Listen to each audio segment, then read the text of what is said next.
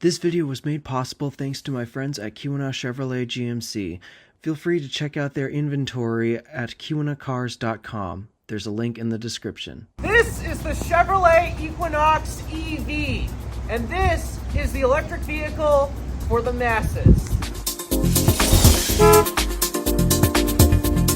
Okay, I promise that I'm not going to start every overview here in the rear of the vehicle like I've done with the past two videos, but I don't know, it's a bit of a lovely day here in Houghton, Michigan, and as a result, yeah, I definitely want to be under a trunk lid this time. We're doing another overview here in the trunk of the vehicle. I'll try a different spot next time when the weather's a little nicer. But notice when I introduced this vehicle, I called this the EV for the masses. Why is that? Genuinely, when you take a look at the numbers on paper, the initial numbers on paper that we'll be getting to in the spec dome, this is a 300-mile range electric vehicle for around $35-ish thousand. I mean, it's not available yet, it's not in production yet, but the base 1LT will start roughly around $35-ish thousand, and you get 300 miles of range. Name me one other electric vehicle that is an SUV like this that can actually do that, because Tesla Model Y, I guarantee you, does not start at $35,000. Okay, yes, there's a tax credit thing that brings it down, but I don't believe in tax credits. That's why I never factor in tax credits when I do these pricing reviews. Model Y actually does come in slightly more expensive than this, at least for a starting price. You can get this thing optioned up to an equivalent of a performance Model Y, but when I look at this vehicle, I keep thinking price, the range. The charging is not exactly the best, but we'll get to that more in a minute. Everything I look at when it comes to looking at this vehicle, it just looks like it's made for the masses, especially when you consider the price tag. It's much more approachable to most people, especially in today's economy where everything is way more expensive than it should be. And if I recall, I believe this is supposed to factor in the tax credit as well. Again, I never factor it in whenever I talk about pricing, but I believe this does qualify. I'll correct myself if I am wrong in post-production. Because this is very approachable to the masses, that's exactly how I'm going to come into this review. I'm going to look and see what does this have to offer, especially compared to other electric vehicles, most specifically the Tesla Model Y. Why the Tesla Model Y, you might ask? Well, it's because in reality, that is literally the next EV that comes close in price to this. The majority of other crossovers and SUVs that are electric are much more expensive, unfortunately. This, however, happens to be cheaper than the rest. And so literally the next bracket up that I can think of is the Tesla Model Y. All right, quick overview out of the way. Let's get into the tour of this. Starting off the spec dump, I'm going to basically categorize the Equinox EV into two different powertrain options because there are two different powertrain options. Last I checked,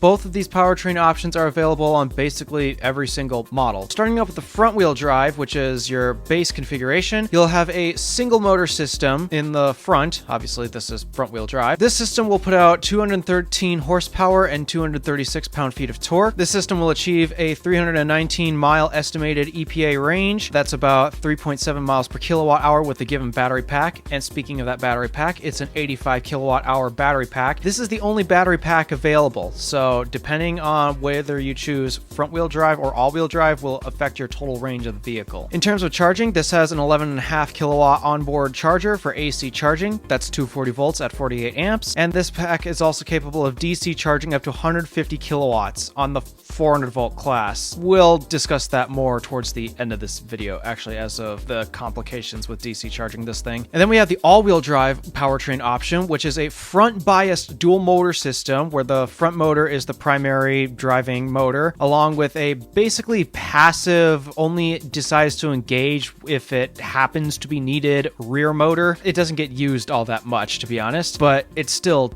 technically all-wheel drive. This powertrain produces 288 horsepower and 346 pound-feet of torque. Going all-wheel drives, according to Chevrolet and the EPA, will set you back to 285 miles of estimated EPA range. I'm not entirely sure if that really sets you that far back, but I guess we have yet to see actual range tests prove whether it does or not. It has the same 85 kilowatt hour battery pack and basically the same charging as well. In terms of the trim structure and pricing, we start off with the 1LT and the 1RS. Unfortunately, neither of those trims are available today, and GM says that it's going to be priced at around $35,000, as I keep mentioning. Right now, they're currently not displayed on their website, and as a result, I'm not entirely sure what the exact price is, so we're gonna have to wait for further information on that. But from what I've been able to find on the rest of the website, the 2LT starts at $43,295, 2RS $44,795, 3LT, $45,295, and then the 3RS, $46,795. And if you add all-wheel drive onto any of these models, it is basically a $3,300 option. And for today's tester, I probably should mention the fact that there's a bit of a price discrepancy between the website and the window sticker that I'm finding here. The best I can find on the website to describe this model is this is the 2RS model starting at $44,795. This also has the all-wheel drive option, so that's adding on an additional $3,300. This has the active safety package that's not advertised in the window sticker, but I can definitely tell this has advertised safety package because none of this equipment is standard on this model, and it happens to have Super Cruise and all the other safety functions mentioned, so that's why I added the package on for $2,700. Adding on destination of $1,395, and as equipped we get a total price of $52,190 MSRP. The price discrepancy I'm seeing is basically when I look at the window sticker, the total price I'm seeing isn't factoring in the destination charge that I have displayed on screen here, but the window sticker does display the destination charge and applies that after it adds all the other stuff to it. So the window sticker on this particular vehicle clearly needs some work because it is not matching up with what I'm finding on the website at all. Because of how wonky that window sticker is, I'm going to stick with the website's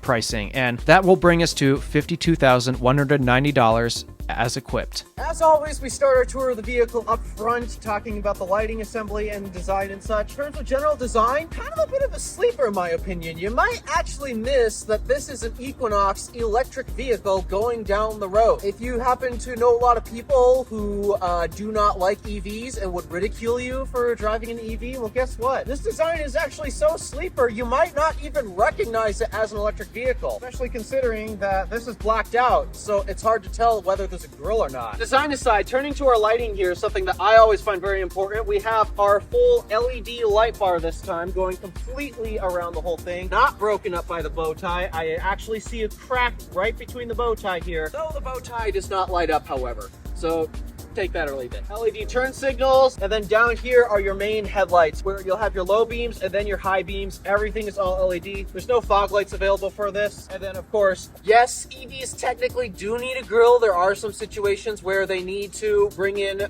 air to cool the battery while charging, for example. Or do you want cabin heat or air conditioning? Where do you think that air comes from? So we have a very slightly small grill right here, and then another small grill down here with what appears to be a radar sensor. I'm also just noticing that this bit of grill right here is carbon fiber. I usually don't like to talk about wheels that much because truly I don't find that much interesting about them, but there is a bit of a quirk that these wheels do have. Blazer had this too. Count how many lug nuts there are.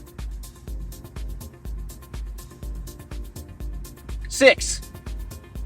Not the standard 5. I really hope that you like the wheels that this comes with, because finding aftermarket wheels, if you don't like it, is gonna be a bit of a challenge. I'm a bit confused why they still do the 6 lug nuts thing, because that's typically common on big trucks. This isn't a big truck. Slight confusion here. And then we come to the charge port here.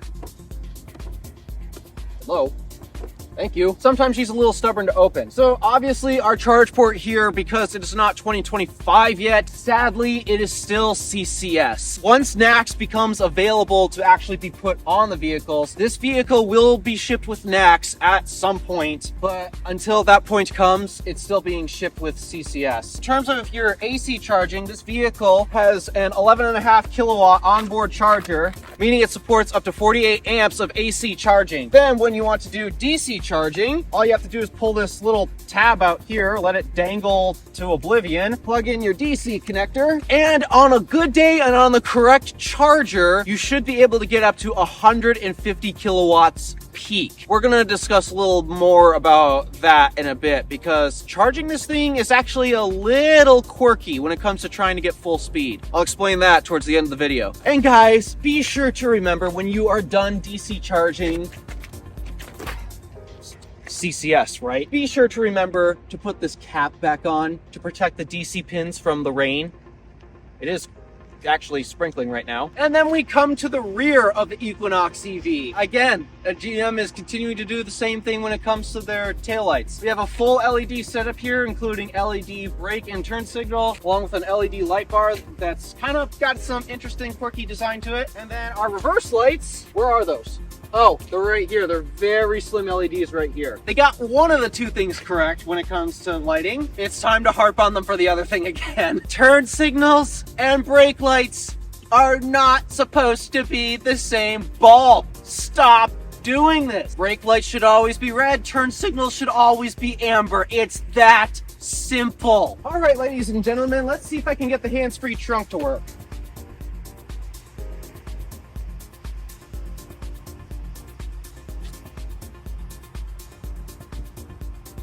It appears I can't at the moment. Maybe because the vehicle's running? I don't know. This does have a hands-free trunk function where all you have to do is stand by it. If you want a demo, I managed to successfully do it in the Blazer EV when I reviewed that here. Yeah, I haven't successfully gotten that to work in here. Despite that, I have dug through the settings in the screen. This can do it. It just doesn't want to work with me today. So with that said, I'll just be a peasant and push the button down here.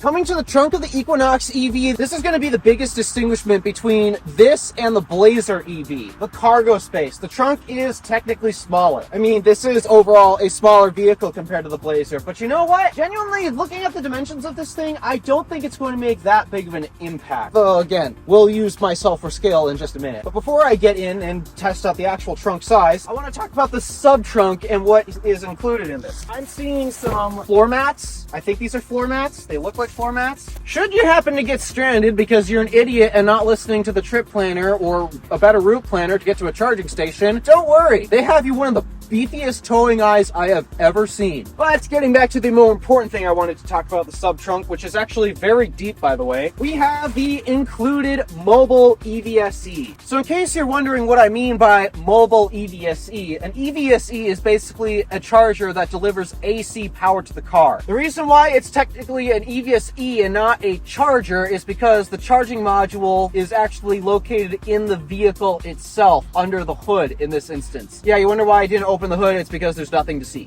That's why. In this bag contains your mobile EVSE. This EVSE, I have finally confirmed details about what it can do. This will deliver about 7.7 kilowatts to the vehicle of AC power. That is 32 amps via a NEMA 1450 plug. This is a dual voltage unit, so that means should you happen to not even be able to find a NEMA 1450 outlet, you can use your standard 120 volt household outlet. So how does a 5'8" adult fit in this trunk? I'm gonna be honest, I'm a bit nervous because as you can see where my head is sitting upright like this, doesn't look pretty spacious. And again, this is the biggest differentiator between the Blazer EV and this. One thing I want to warn is I hope that you don't have very many tall items because they are definitely going to get caught off by the fact that this has a very sloped roof. That's the unfortunate thing about SUVs. The one advantage that they do have when it comes to cargo space is when they get the cargo area shaped right, they can fit taller items compared to a sedan where they get cut off by the trunk line. But in this instance, I don't see the advantage because the extra Z height that you could gain is completely mitigated by the fact that this roof line is so sloped here. So as a result, I don't find any advantage to this being an SUV, and I would just prefer this to be a sedan. However, should this cargo area not happen to be big enough, you do have the option to fold the seats flat. However, you do have to do a little bit of reaching in order to do that. The seats do fold 60-40 split, by the way. And how does a 5'8" adult fit back here? I might have to change sides.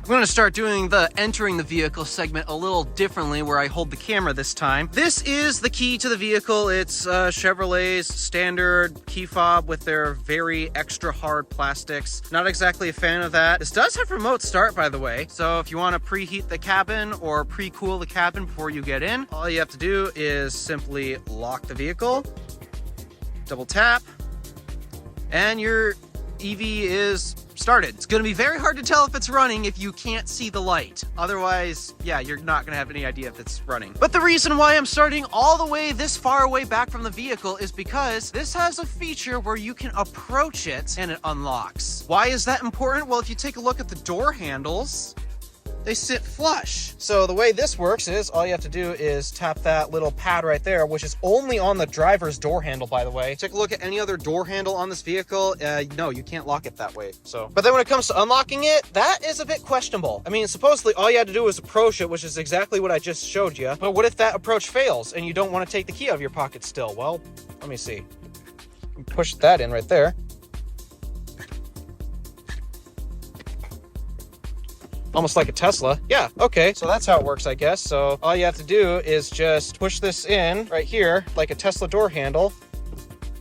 And there you go. It unlocks the car just like that. And before I actually get in, something that I actually didn't even realize I kept missing is I kept forgetting to talk about the seat design and such. So these are basic leatherette. I don't think this is real leather. It doesn't feel like real leather, but it's leather-ish material. And then you have cloth inserts right here. Kind of standard when you get this base model of a car, though.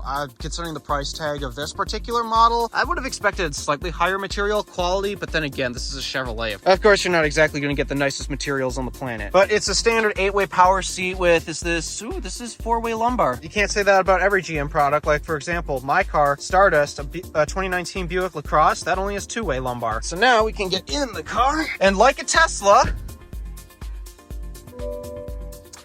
starts up when you get in the car.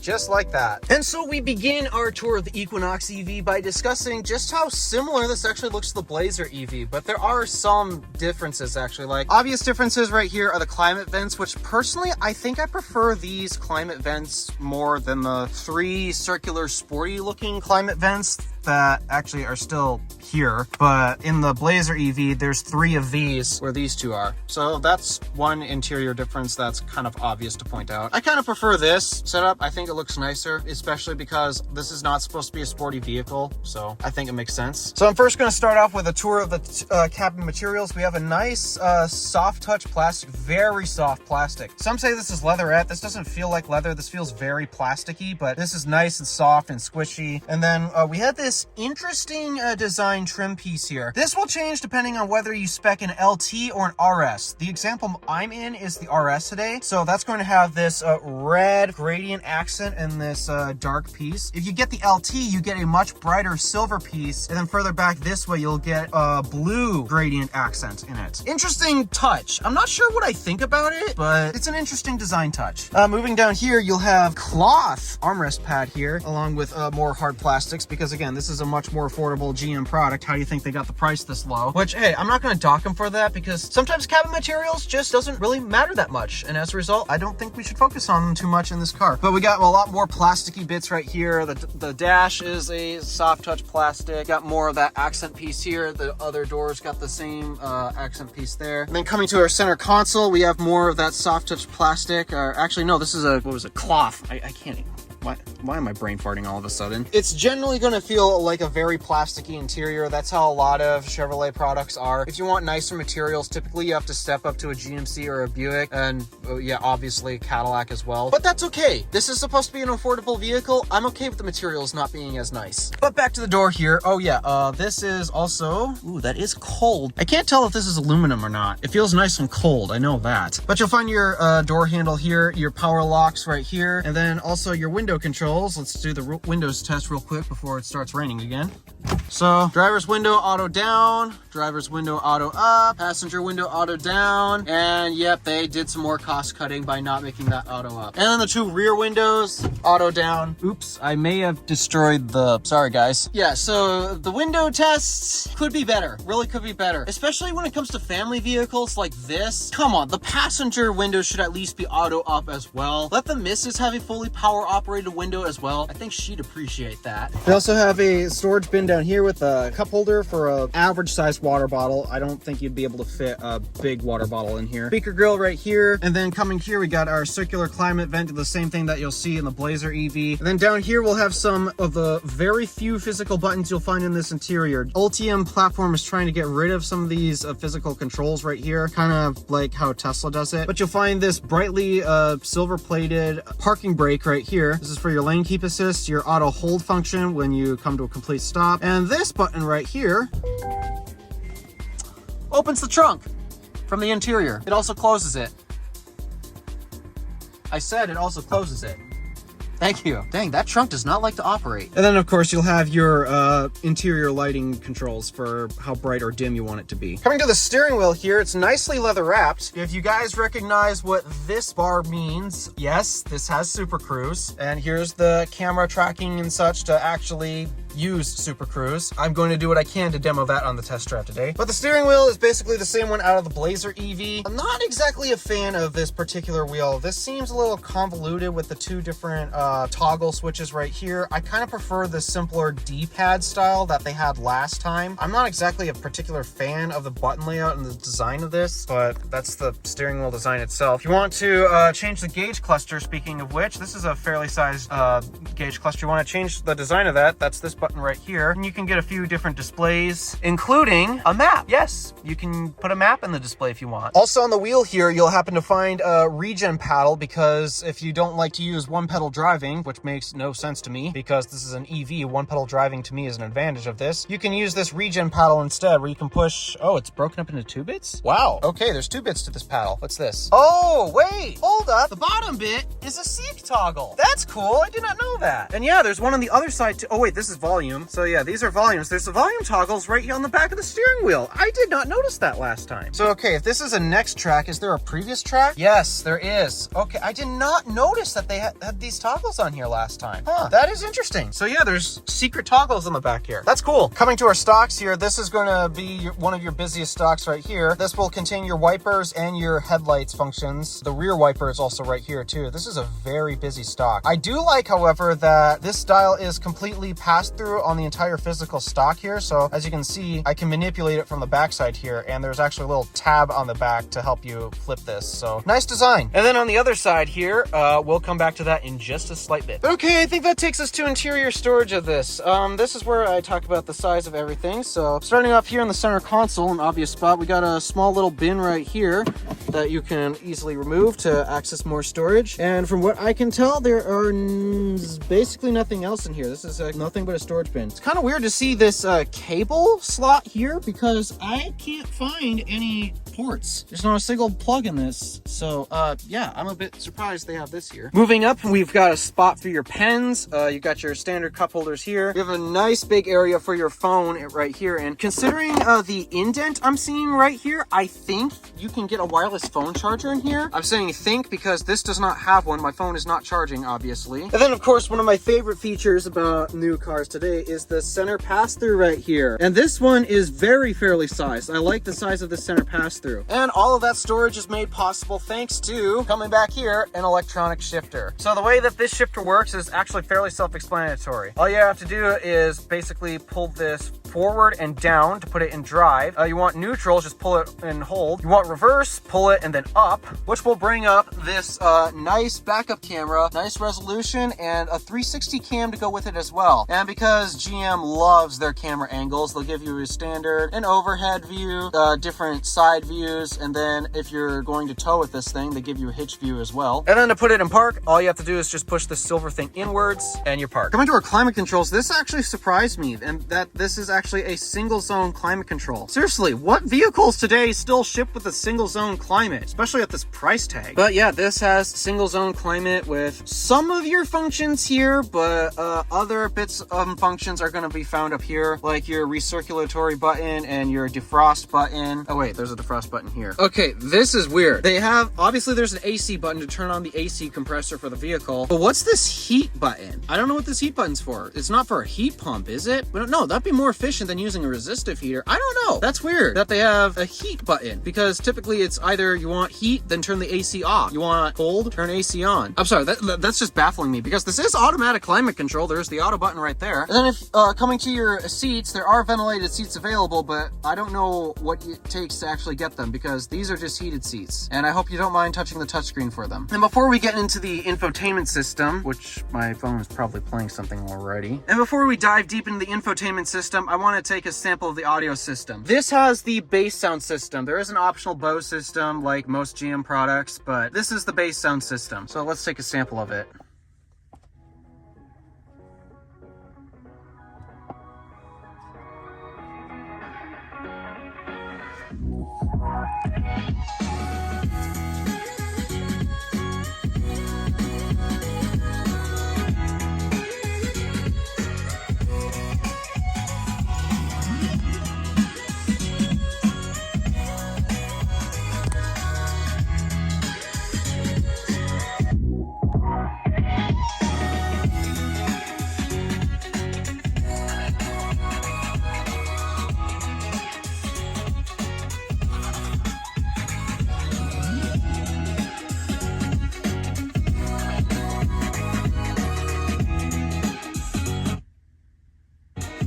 Oh, right, there's a mute button right there.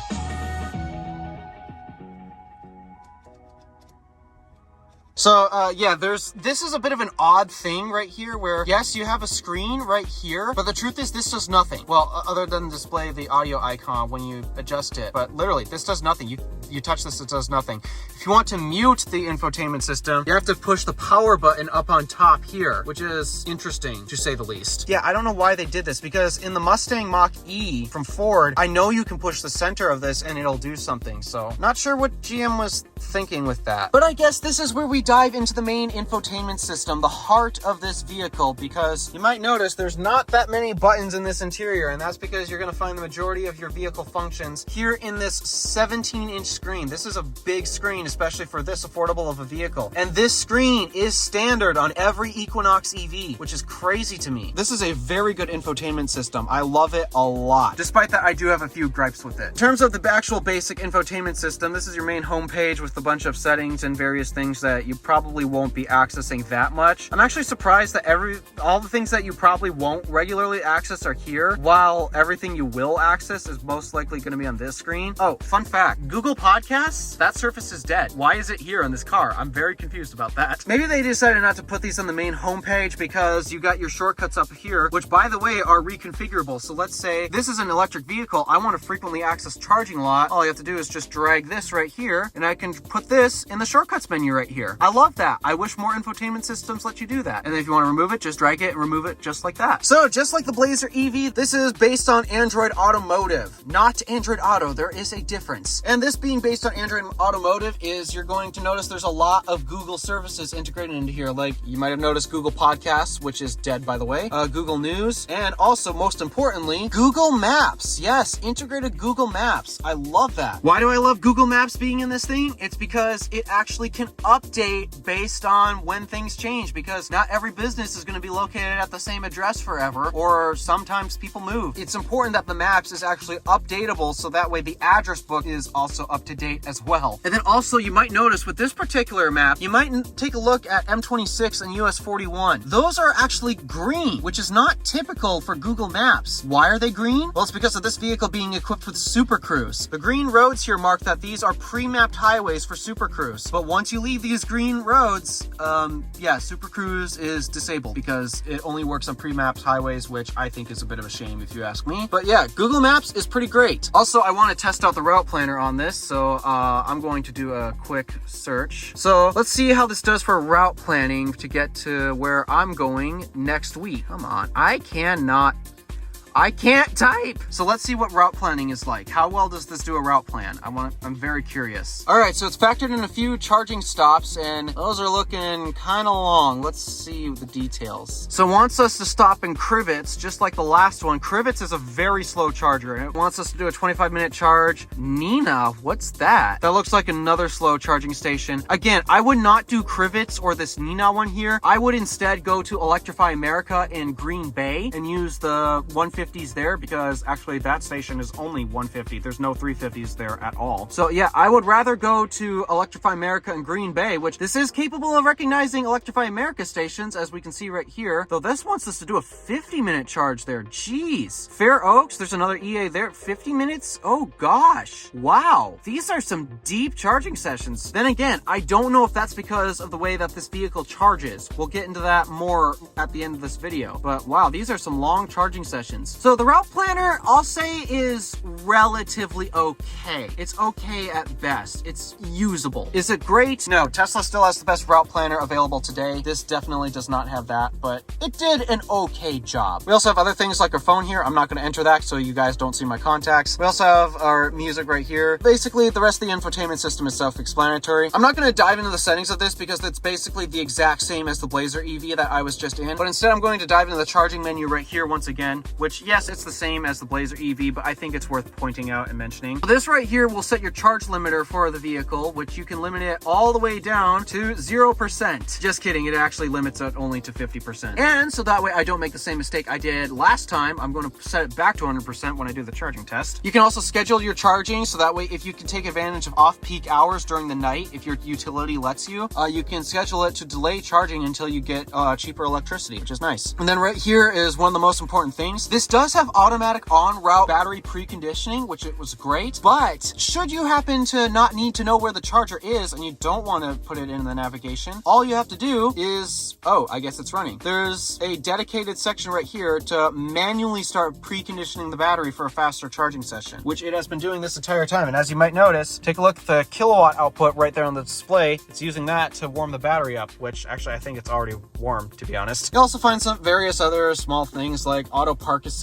We tried getting that to work earlier today, but that's not working. And yeah, for the most part, that's pretty much going to sum up the majority of this infotainment system, other than one gripe that I have to get out of it. This vehicle, like unfortunately every other Ultium product that GM is making, does not support Apple CarPlay and Android Auto. Now, like I mentioned in the Blazer EV review, if you're an Android user, I don't think you're going to miss Android Auto that much, because as you can see, this has Google Assistant. It's got all sorts of other Google services in here as well. And if you want to use Waze instead of Google Maps, you can use Waze. Genuinely, if you're an Android user, I don't think you're going to miss Android Auto that much, especially because there's the Play Store right here to get all of your Android Auto apps back anyways. So yeah, you're not going to miss Android Auto that much. But if you're an iPhone user like me, lack of Apple CarPlay and lack of CarPlay services, that's a big downside, because I don't use Google Maps for my standard maps. I actually use Apple Maps. So no Apple Maps in the display here is a really big con for me. That, and also my preferred podcast app, which I listen to a ton of podcasts in the car. Yeah, I can't use Apple Podcasts in here unless I go to my phone, which that sucks. I prefer having Apple CarPlay up here with my Apple services. So I think a lot of iPhone users are definitely going to find this as a huge drawback. The infotainment system by itself is great, but when it comes to interacting with your phone on the road, which yes, it's something that we do, and Apple CarPlay and Android Auto are great ways to do it, this is a huge drawback for iPhone users. And then also I should probably point out to the very left of the display right here, this is where all of those mysterious buttons are going to disappear to. You have a dedicated button to shut the vehicle off, but also do you need to leave but want to leave the vehicle on, say you want to leave the climate running, you can do that. You have your one pedal driving toggles right here. You have your headlight controls right here. I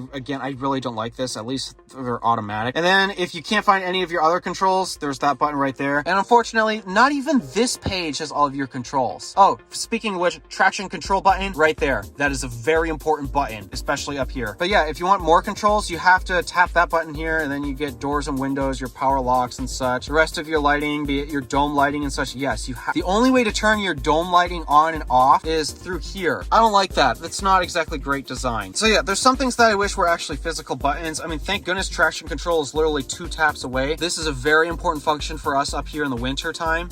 I raise a big stink about it for a reason. And with that, yeah, that's basically going to be it. Oh, I forgot to mention 2 USB-C ports. I always want to mention those because we should be moving away from USB-A. I don't see any USB-A ports in this vehicle. Thank goodness. Moving up here, it's a standard mirror. No cool camera flippy trick right here. Then you have typical GM OnStar buttons right here, along with your hazard lights button up here. You got your standard interior dome lights. These are very dim, so I guess they'll be most effective at night, actually. This vehicle does offer a panoramic sunroof, except my tester here does not have that today. So, Evil Twin, how is the back seat? Why am I the evil one? Because you are the evil one. You're always up to mischief. Okay, fair enough. But in terms of the back seat here, the materials back here on the door, unfortunately, do not carry over through. This is a very hard plastic. I am not going to plan on putting my elbow here anytime soon. We got this cool accent trim piece right here as well, and the same cloth padded armrest right here. There's door storage right here. Not necessarily a good spot for a bottle holder, unfortunately. We also have our speaker grill in the door right here. I see a mat pocket here. I even see a mat pocket here in the other seat as well. I've got climate vents, a couple USB-C ports. Thank you. We love USB-C. It's the future. Tiny bit of a storage bin right here. There's a very ever so slight center hump here. It's not big by any stretch of the imagination, but I do feel a center hump here. That's not good. My center armrest here has cup holders and no storage. It's nicely leather padded. And then in terms of actually sitting in the back seat, once again, I'm feeling this weird bump on my butt right here. And that's probably due to the way that this piece right here is shaped. This just presses up against my butt in such a weird way. I don't know why GM is doing this. I don't like it. And then sitting behind you, well, let's see. I'm a 5'8" adult just like you,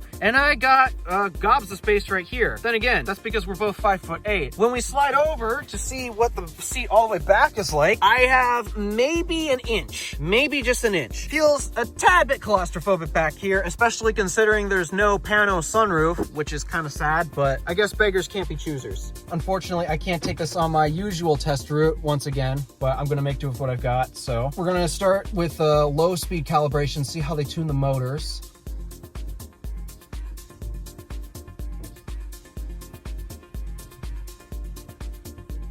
Slight motor. I think it's also kind of using the brake pads. I do feel something in the pedal. I'm feeling a very ever so slight motor cogging. It's not that bad. The Blazer, I didn't feel any cogging at all. So in part, it's also the brake pads I'm hearing as well. So we don't have a red light at the moment, so we can't do an acceleration test, though I'll find another spot to do it at some point. But in the meantime, while we're starting off here on the highway, I want to mention that this vehicle does have Super Cruise. And M26, which we're on right now, is a pre-mapped highway. So I'm going to engage Super Cruise. The way Super Cruise works, as long as you're on a pre-mapped highway and you're looking forward, in theory, I should not have to touch the steering wheel. That's the theory, at least. It is doing some ping-ponging, however. It's bouncing between lane lines. I don't know if that's because of the rain, if that has to do anything, but I guess there's one advantage to doing a pre-mapped highway system. Some automatic driver's assistance systems try to take exits like that. It's a bit close. For the most part, I think if you're going in a straight line, it's fine. It's when it starts to do turns and when it kind of begins to hug the left line a bit is when I get nervous. And I still ultimately prefer to drive the vehicle myself. Strong regen though. I was just seeing around 100 kilowatt regen. That's strong. GM vehicles love to regen. So let's see, how do we handle? Yep, I'm gonna make you a tad nervous, and there goes the tripod. Oh well, I guess you'll get my face for the rest of the video. Sorry guys. Once again, I like to do a braking test usually. 3, 2, 1.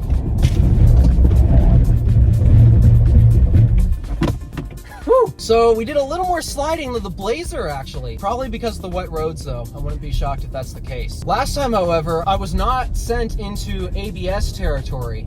This time I was. So I will say, this thing does boogie. That's the common thing with electric vehicles. They have such high amount of torque at 0 RPM. She boogies fast. I wish I could take this down that one road I always do for handling tests. It's just I'm not able to, and darn it, I can't send it.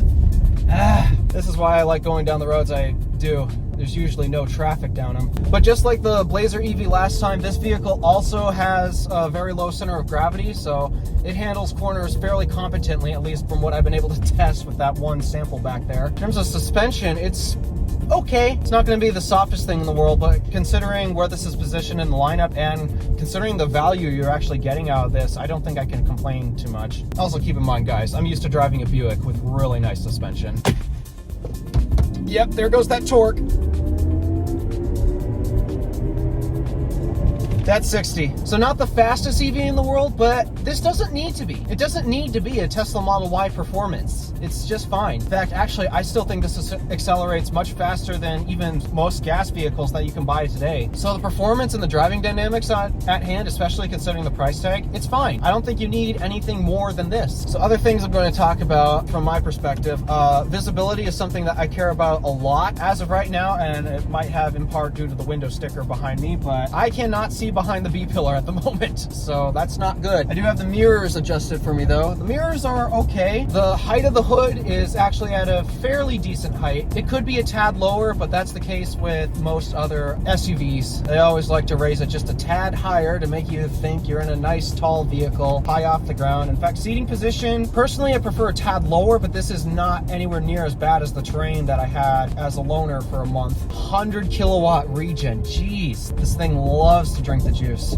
It's slowing down. All right, other than what I just relayed, I think that's pretty much it in terms of driving dynamics. Now let's take this to the charging station and see how she behaves. And welcome back to the charge point station, where we're going to perform the obvious. Get this thing charging and see what it does at around 80-ish%. I don't remember the exact state of charge it's at. But okay, DC pins are open. I gotta prepare my charge point card. All right. Tap there. Grab CCS. All right. And of course I gotta do this trick because the charge port is so far back. So let's see. We are in. Locked on, contactors are clicking. Vehicle's communicating. I wish there was a light in here that would display what it's doing, but instead it's right there on the windshield.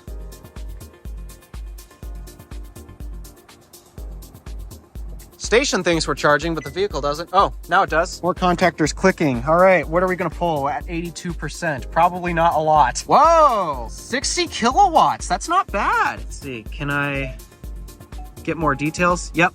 So here's some more details. So it says it's going to take an hour because we're at a high state of charge. That makes sense. So we're settling in close to around 58-ish kilowatts. That's not terrible for 82%. Now, while we're doing this, I want to mention the quirk about this electric vehicle in particular. This, to my knowledge, is currently the lowest voltage battery pack available in an electric vehicle today. Unfortunately, because this is not an EVgo station, I can't exactly tell what voltage it's currently at. But when I've seen someone else take this to a charging station at an EVgo, it was around 50, 60-ish%. It was hovering around low 300s. So yeah, this is the lowest voltage battery pack available in an EV today. In some cases, it may cause an issue. That issue being amperage limitations, which a lot of stations here in North America have this issue today. The quirk about this is in order to pull its advertised 150 kilowatts, it needs 500 amps at around 300 volts. 3 times 5 is 15, and then we got to add a bunch of zeros. So to get 150 kilowatts, you basically need the full 500 amps. The thing is, at Electrify America stations today, in order to get 500 amps from the charger, you have to use a 350 and not the 150s, which is going to be extremely confusing. So when you pull up to a 150 station in an Equinox EV, this car is not going to pull 150 kilowatts no matter how much you try, purely because of an amperage limitation. When you show up to a charging station, you want to find the highest amperage output available. So that is the downside to charging this thing on road trips. You need the high power infrastructure with the amperage output in order to charge this thing at a reasonable speed. And here at ChargePoint, where because of these 200 amp limited cables, typically you'd be limited to 80 kilowatts here, but unfortunately because of the low voltage architecture here, this is probably going to pull less than 80 kilowatts max here. Then again, I'm very surprised at how it's charging. It's charging at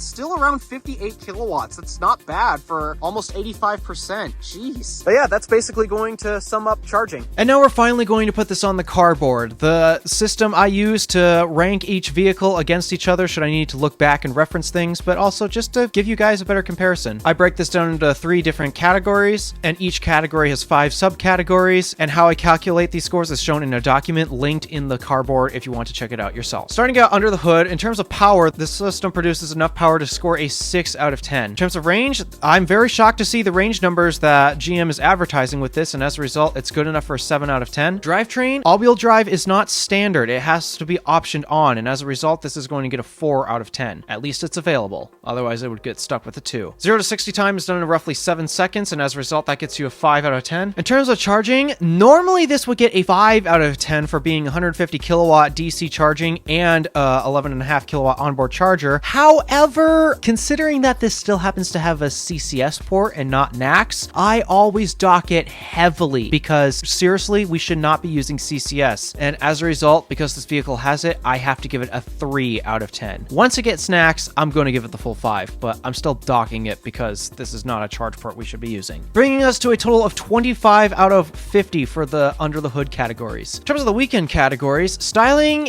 I'm not exactly a fan of this design. It's not particularly offensive, but it's just, to me, seems a little messy. I know this is a bit biased, and this is exactly what happens with the weekend categories. The weekend categories are always biased towards me. I've always thought the Equinoxes look beautiful, especially since the 2nd and 3rd generations. They did an excellent job with the styling. This is a far cry from that, and seriously, it does not look anywhere near as good as the previous 2 generations of Equinox. I have to give it a 3 out of 10. Visibility is very average. It's not horrible, but it could use some improvement as well, and it's getting a 5 out of 10. Handling, I only got to test it on 1 corner, but with that 1 corner that I was able to test it on, it felt pretty darn competent. And let's just say Stardust is not particularly competent in that corner, primarily because of high center of gravity. The low center of gravity in the Equinox EV helps a lot. It's getting a 6 out of 10. Fun factor, it's an electric car that's zippy, so it's kind of fun, but still, it's really average. It's gonna get a 5 out of 10 for this one. And in terms of cool factor, I really don't think many people are gonna consider this car cool at all. I gave the Blazer EV a 3 out of 10, primarily because I think the styling department is going to help it just a little bit. That, and also it's getting a performance SS version in the future, but the Equinox EV, nah, sorry, I gotta give it a 2 out of 10 on this one, bringing the total weekend score to 21 out of 50. Then finally, we're left at the daily category, starting off with features. The infotainment system's pretty great, except actually, despite that this is actually a mid-trim level Equinox, it's very base model and is lacking things like a pano sunroof, ventilated seats, especially considering the price tag. Yeah, I'm giving a 3 out of 10 on this. Comfort is average. The suspension's fine and seat comfort is generally okay. I'm giving it a 5 out of 10. Quality, the materials just are not nice in this vehicle. There are so many other vehicles out there with much nicer interiors. Again, this is common for GM, but still, the materials that it has only is good enough for a 3 out of 10, and it's put together well, but it's still not exactly the nicest interior to be feeling. In terms of practicality, this is getting a 4 out of 10 as there is no frunk